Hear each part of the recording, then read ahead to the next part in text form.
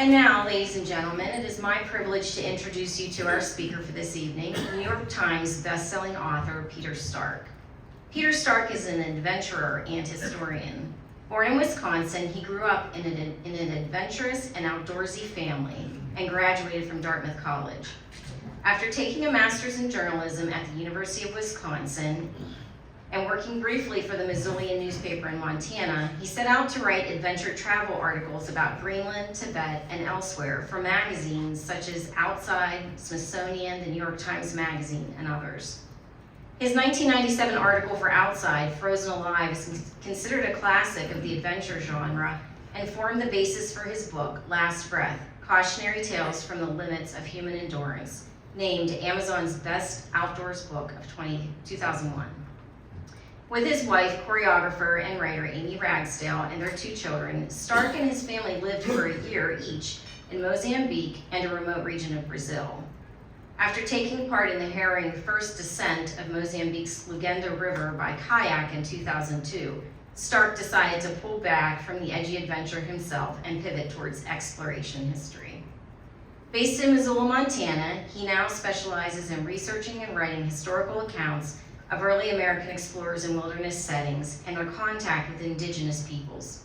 His book, Astoria, a New York Times bestseller in 2014, told the epic story of the first American colony on the West Coast and was named a PEN USA finalist and made into a 2-part play by Portland Center Stage. His Young Washington, the book he'll speak about this evening, was named a finalist for the George Washington Book Prize.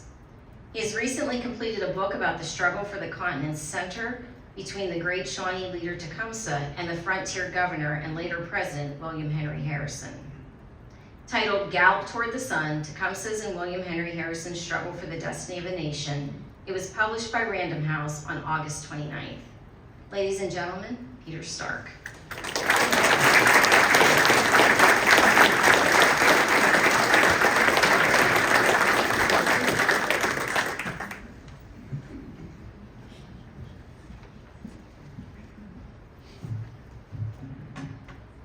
Well, hello all, and thank you so much for being here. I mean, it's so great to see a turnout like this, and in support of the museum. I've been to this museum, I think 3 times. I live in Montana, and partly researching this book and then also giving some talks out here. And every time I come here, I'm so impressed. It feels like it's getting bigger, and the outreach goes farther educationally, and the exhibits, fascinating to begin with, become more fascinating. I feel I could spend days and days just wandering right around back there. So, and I do want to thank the people who brought me here, the hosts, the Ambrose family, and the staff here, and Julie and Mary and Matt, and now Ron and Dave, and we've got so many people on the board who are supporting this great effort. So I was just going through the exhibit back there and looking at the program for tonight, and that I see that the museum is doing I think in June, it's doing a Leadership Institute for young adults, age 15 to 25. Do I have that right? The museum staff. And it's based on the growth and development of George Washington during the French and Indian War.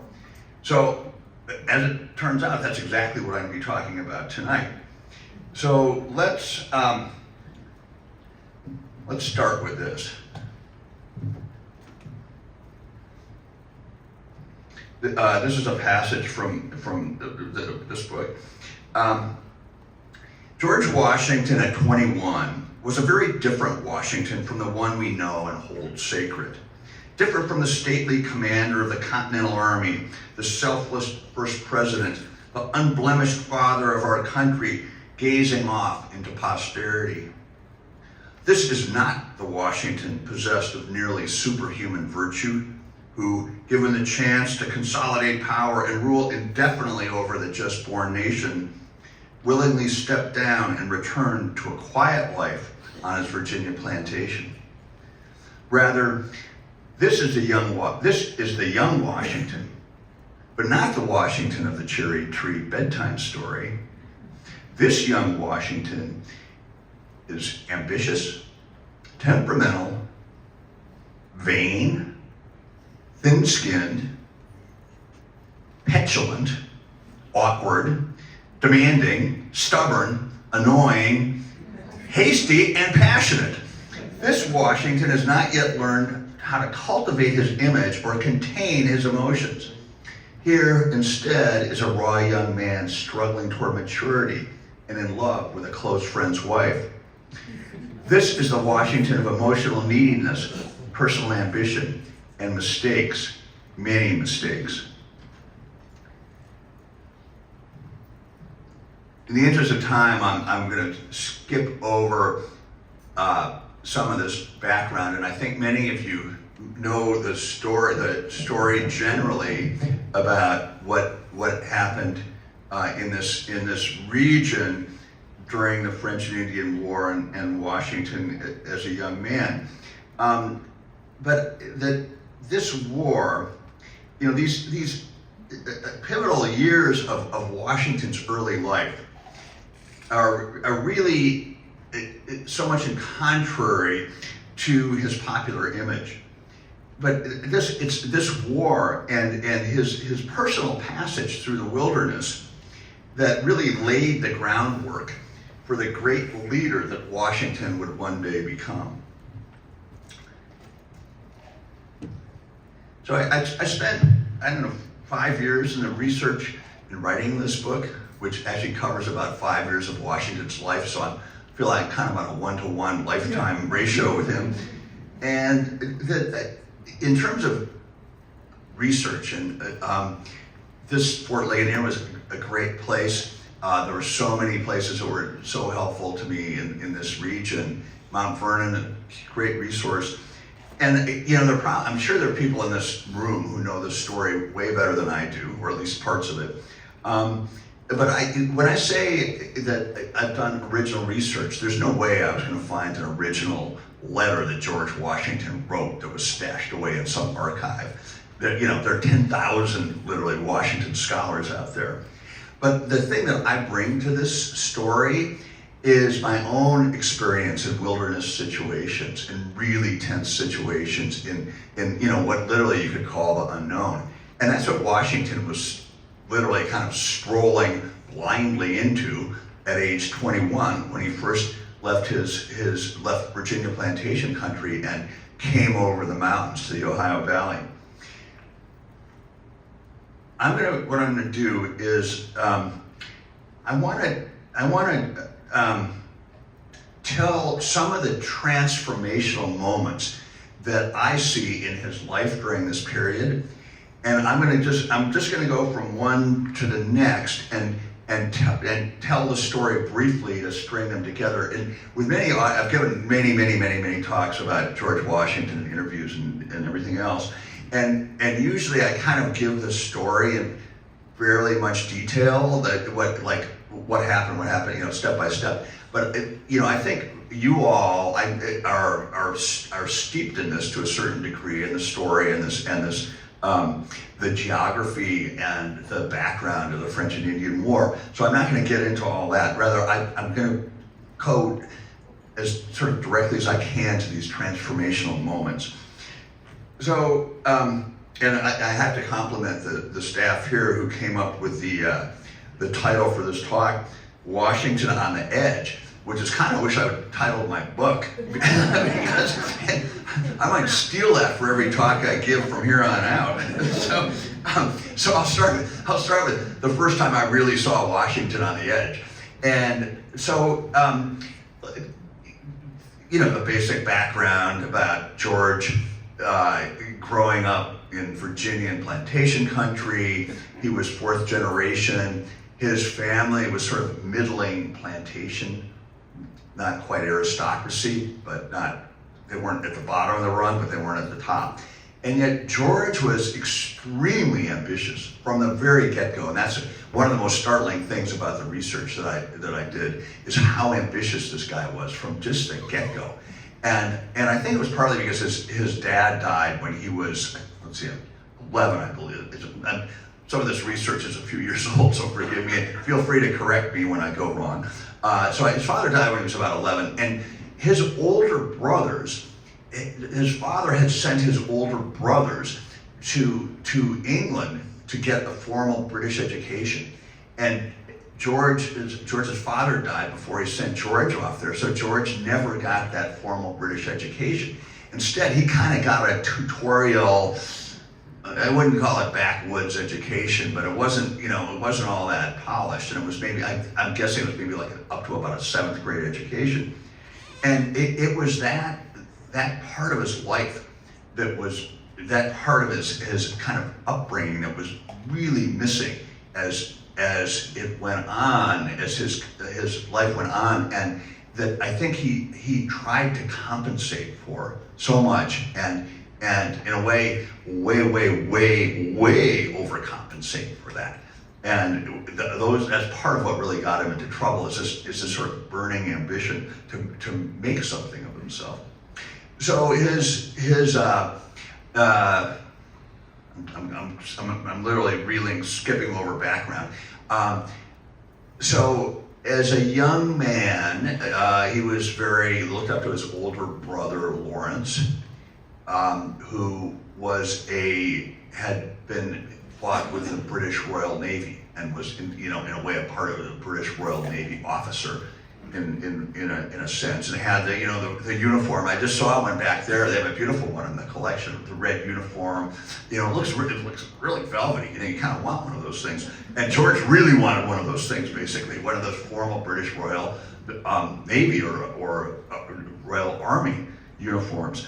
And so when he was turning 14, and his mom was now widowed, for the second time, and that George was, what's he going to do with his life? And so he came up with the idea, or somebody came up with the idea, that he'd go to sea, and that his mom consulted with her brother who lived in England, who was part of that whole establishment, said, no, don't let George go to sea. Because of who he is, they'll never let him advance to an officer. And if he's a commercial sailor, he'll get lashes on his back. He'll be really poorly treated. So that was nixed in George's life early on, and he eventually picked up his father's surveying instruments and essentially taught himself how to survey. His early survey experience was with the Fairfax family, who owned 5 million acres of Virginia land, and his older brother Lawrence had married into the Fairfax family. And so George joined a surveying team when he was age 16, and that was the first time he came over the mountains a little bit into what was, one way you can call it is the Ohio wilderness. Of course, there are many tribes living here, and they had for thousands of years. Mm-hmm. But to the colonials on the coast, it was wilderness. And so George got a lot of experience at age 16. And then when he made himself a freelance surveyor, bought his first plot of land at age 18, which is quite an achievement. Was doing pretty well for himself. And then he was great friends with his brother. His brother died, and his brother had been in the Virginia military establishment. And so George essentially volunteered to be part of the military establishment, the Virginia military establishment. And just at that moment, when George was 21, the British governor of Virginia, Robert Dinwiddie, was looking for some messenger to send over the mountains into the Ohio wilderness, where we stand right now, and tell the French, deliver a letter from Governor Dinwiddie to the French commandant way back in the Ohio wilderness, who was building forts, and tell him to knock it off. And so this is the first transformational moment. So George, he was like kind of in the mold of a Virginia gentleman. He rode horses everywhere. He dressed like a gentleman, and he would have been utterly, completely at lost and dead in the Ohio wilderness, if not for the guide Christopher Gist. And so Christopher Gist and George with some servants head out over the mountains in I've got to make sure I got my dates right. Fall of 1752, I think I've got that, and or 53. Well, anyway, either 52 or 53. And George has this letter to deliver to the French commandant. And they go over the Appalachians, and it starts snowing, and it gets colder, and it gets colder, and it gets colder. And they finally, after a long slog, get all the way back to the main French fort, which is up near Lake Erie. And George delivers a letter to the French commandant, who writes a reply, and seals it up and doesn't tell George what's in it, and sends him off.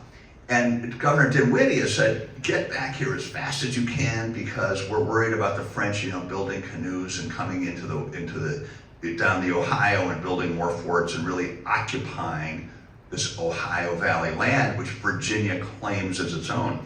So George is in a huge hurry to get back and to deliver this message.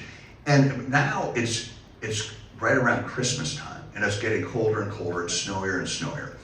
They end up canoeing partway down what's called French Creek. Some of you probably know that, into the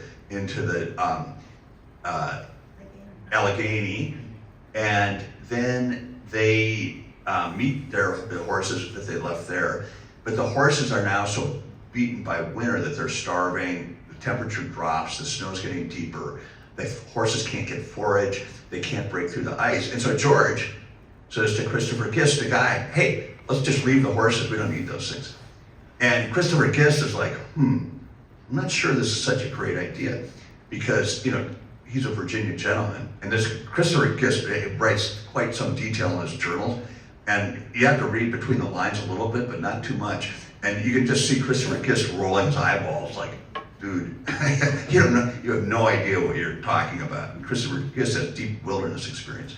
So, but Washington said, no, we gotta do it. So they get rid of their regular clothes, and they adopt, moccasins and Indian dress, and get rid of their horses. And they start walking. Now there's just two of them. And this message from the French commandant to the governor of Virginia, Robert Dinwiddie. And, it's taken a long while to they're wandering around on the, following the route back. And these are sort of Indian trails winding around. And after a while, George says to Christopher Gist, oh man, this is like taking way too long. Why are we following these stupid trails? Why don't we just cut across, cut in a direct line? I mean, I got a compass right here, no problem. So, and Christopher Gist is like, oh my God. It's really funny to read his journal. And by this time, Washington is already, they start going cross country and through the woods in a straight line. And immediately, after the first day, Washington's totally beat, really footsore. Christopher Gist writes in his journal, and that wow, this guy really got hammered on this walk. And then get Washington, they kind of recover, and then they end up meeting an Indian from, I'm trying to remember which tribe. I'm not sure they know, and they don't know if he's going to be friendly or not. Well, this whole kind of incident ends up with George and Christopher Gist thinking they're being chased by Indians.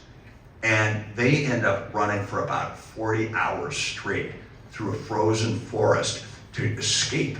And they're going by moonlight, and they're going as fast as they can. And they think they're going to get killed at any moment. And they finally come to a river, which we know is the Allegheny, and their plan is to walk on the ice across the river. Well, the river is only half frozen.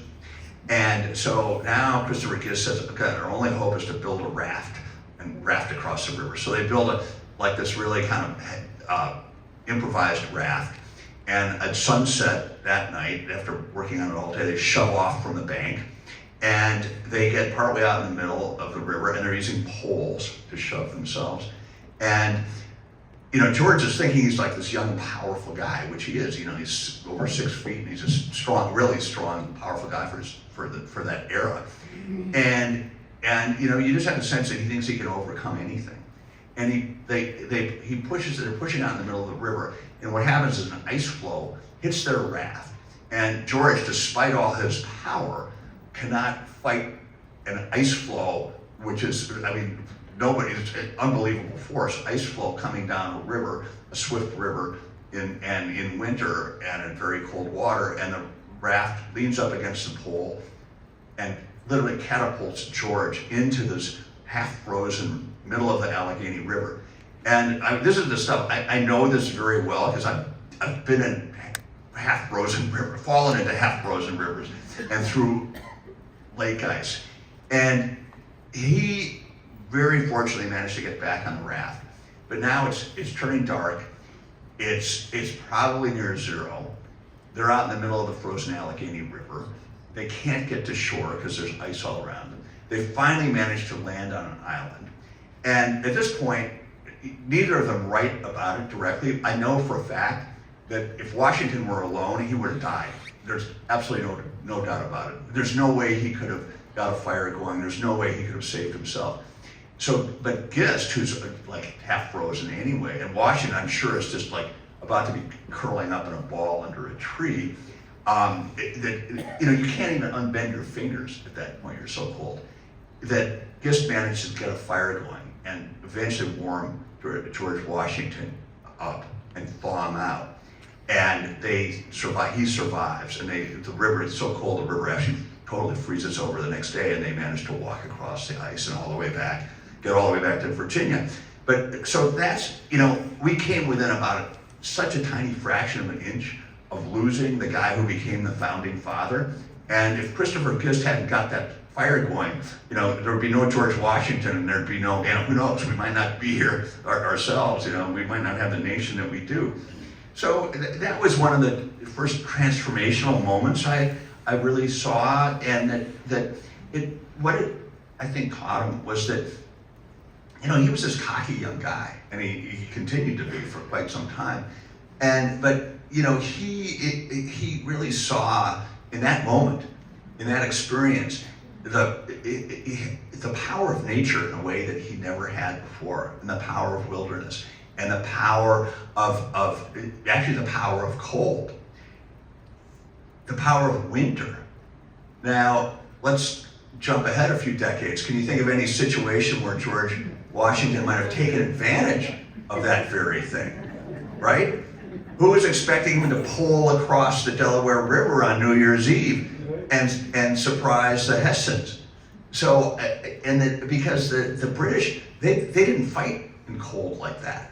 And George had been there and understood that. So that's one of the first, really kind of shaping moments I saw in this journey. And there were quite a few. There were a lot of others, and I'm going to go through a few more, and then we'll break, and we'll have some questions and answers.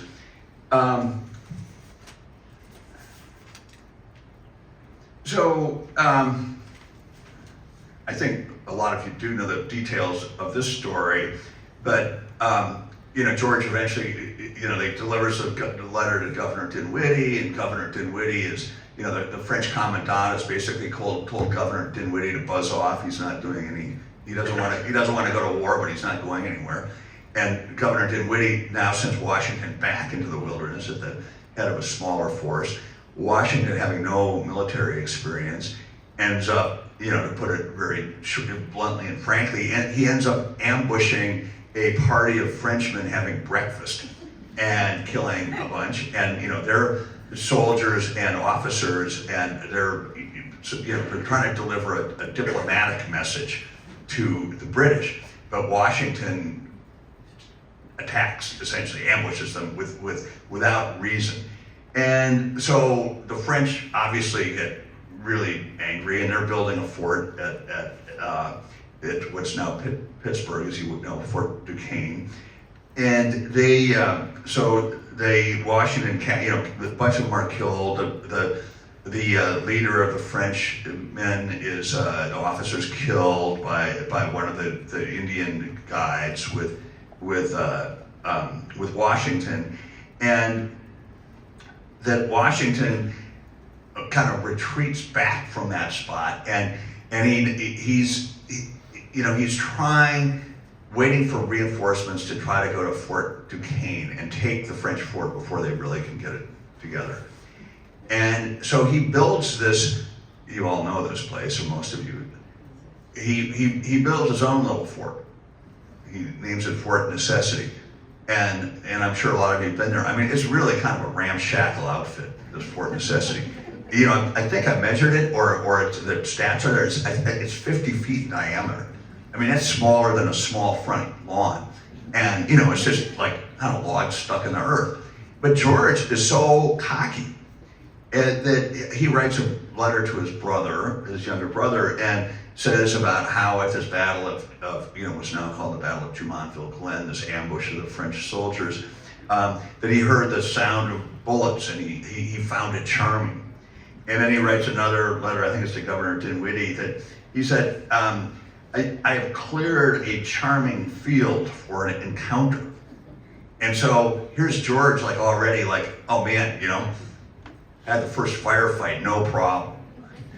And so now George is thinking he's going to go whoop those French and their Indian allies, and the Indians are allied. There are various tribes, but Delaware. There have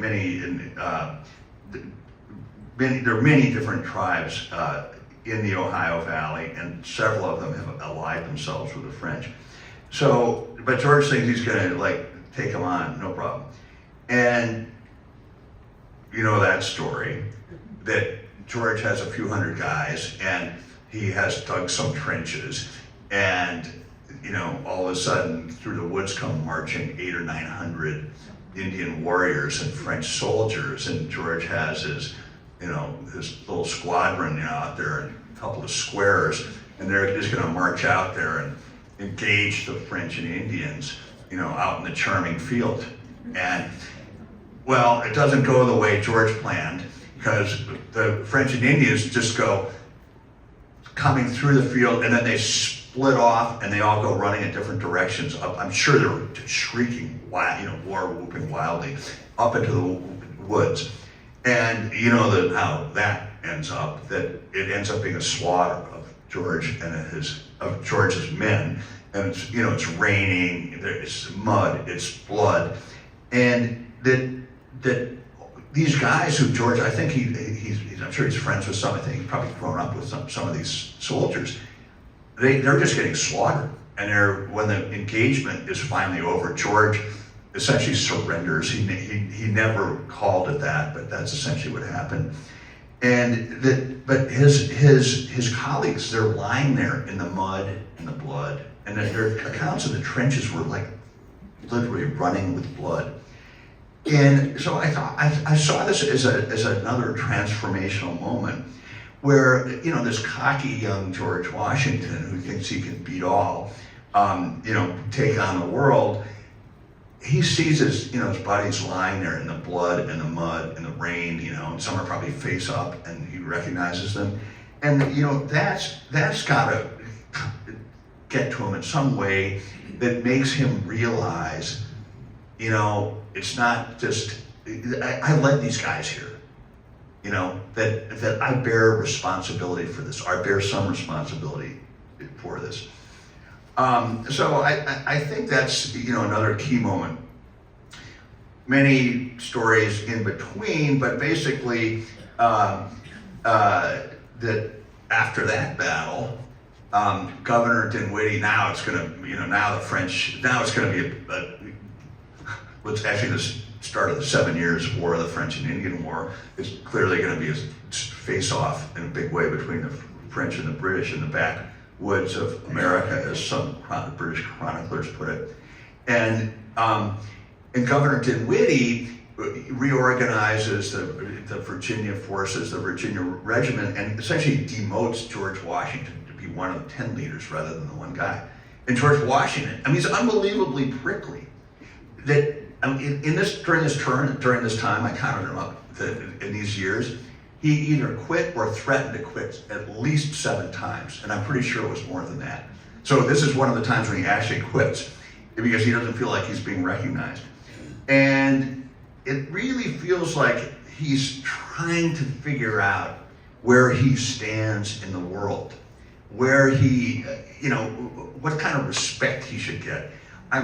It's already short of time, but I was wondering, I was going over some of this today and wondering whether to read this little passage from his letter.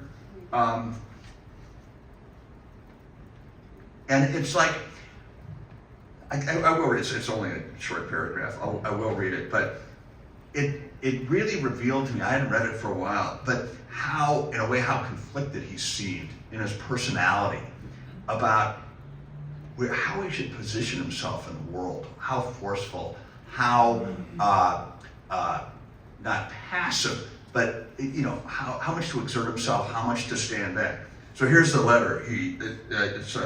I'm pretty sure it's his resignation letter after he got essentially demoted. And the letter, it sort of like swings between whininess and boasting.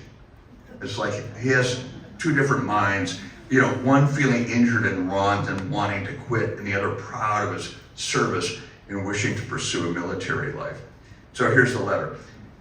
I shall have the consolation that I have hitherto stood the heat and brunt of the day and escaped untouched in time of extreme danger, and that I have the thanks of my country for the services I have rendered it. Assure Governor Sharp, sir, as you truly may, of my reluctance to quit the service. Also inform him that it was to obey the call of honor and the advice of my friends, that I declined it, and not to gratify any desire I had to leave the military line. So this is my comment at the end.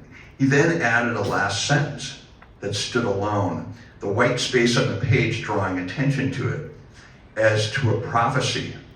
Here's his quote: my inclinations are strongly bent to arms. It was as if he had written, if you want me badly enough, I will return. Well, we know what happened there. I'm about to wrap it up, and we'll go into questions and answers. But a few other of the transformative moments that I recognized was that, and I'm gonna skip quickly because I think many of you know this story. But another one that I saw is when Washington does rejoin the military. Well, actually, he's not even the military. He's an aide de camp to General Braddock, who's of course marching and cutting a road, trying to take the French at Fort Duquesne, and he gets ambushed in a big way. And we know the story of Braddock's defeat, but Washington survives that, whereas virtually every other officer almost was killed. And I actually think one of the reasons he survived was because he was not wearing a British officer's uniform. He wasn't on Braddock's staff. But, he had, the story, he had bullets through his coat. He had at least, I think, several horses shot out from under him. And then, but he survived. And this guy, he showed incredible physical bravery from the get-go and until the end. He was afraid of nothing physically. But in this moment, that he was just, he couldn't believe he survived.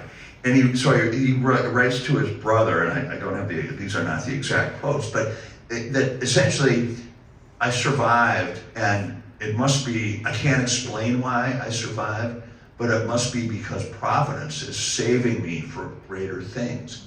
And so here's another one of these transformative moments where it's, okay, like, maybe it's not all about me. Maybe I have some larger purpose than essentially promoting myself or making my name for myself. nevertheless, he's profoundly interested in being a officer in the British Royal Army, and the British Royal Army rejects him again and again and again, which lends to huge resentment, and it's very clear that that lasted all his life. During one of his travels to try to get promoted to the British Royal Army, he left his post to ride for several months to ride 1,000 miles up to Boston and back to plead with it was a General Shirley up there to make him an officer in the Royal Army, and he got rejected for that. When he got back to the frontier, he was supposed to be guarding right here, that there were settlers pleading with him to save them because they were getting slaughtered. Another lesson in empathy. He also learns, he's now, when he does get back into leading the Virginia Regiment, he learns logistics of a large force. This is all, in his early 20s. He learns how to consult his fellow officers. He learns, this had actually happened during the earlier segment when he was just in the Fort Necessity period.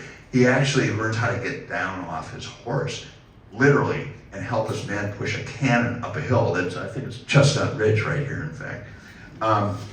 And then it goes on in this kind of back and forth between his ambition and sort of reining himself in and figuring out how to stand in the world. And at one point, General Forbes, building this road to try to get to Fort Duquesne, Forbes rebukes him in a very severe way because Washington is trying to convince Forbes to change the route of his road so it goes closer to Virginia, so Virginia can, and probably George personally, can thrive commercially. And Forbes says, essentially like, dude, this is not about you, figure it out. And so that was very near the end of his French and Indian War career. And the story, there's the friendly fire incident, another very humbling experience. He quits again immediately after the Fort Duquesne falls, and he marries Martha within a few weeks. And this is the last transformative moment that I'll mention here, that he marries Martha right after the fall of Fort Duquesne. And Martha's the richest widow in Virginia. And I think that Martha made a huge difference in George's life. Immediately brings him up to the top of Virginia society. And I think Martha personally said to George in so many words over decades, like, George, it's okay. It's okay. You don't have to prove yourself so hard. And I think she gave him that sort of stability and a sense of sort of a sense of centeredness that he certainly did not have when he was a young man. So I'll leave it there, and let's have some questions and answers if we still have a minute here. Thank you very much.